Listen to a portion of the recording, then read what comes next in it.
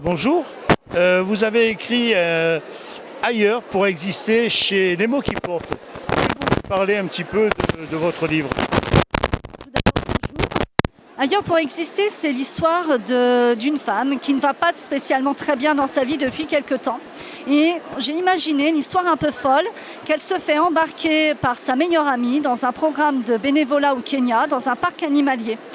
De là, bien évidemment, les choses ne vont pas forcément tourner comme elle le pensait, puisque l'amie en question va véritablement pas très bien. Et elles vont se retrouver dans une situation assez insolite, parce que je ne voulais pas non plus de quelque chose d'un peu plombant sur la dépression, sur le mal-être en général, mais je voulais plutôt un souffle d'air justement pour toutes ces personnes qui ne se sentent peut-être pas très bien dans ce climat anxiogène qui est parfois le nôtre depuis quelques années.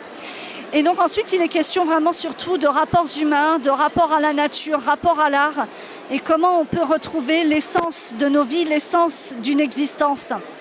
Voilà, donc c'est un roman aussi d'évasion, pour faire du bien, et puis pour questionner aussi notre rapport au monde actuellement.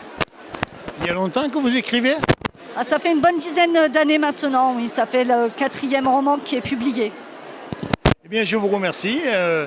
J'espère que tout se passera bien pour la maison Les mots qui portent et que vous ayez des grands succès à tous les trois.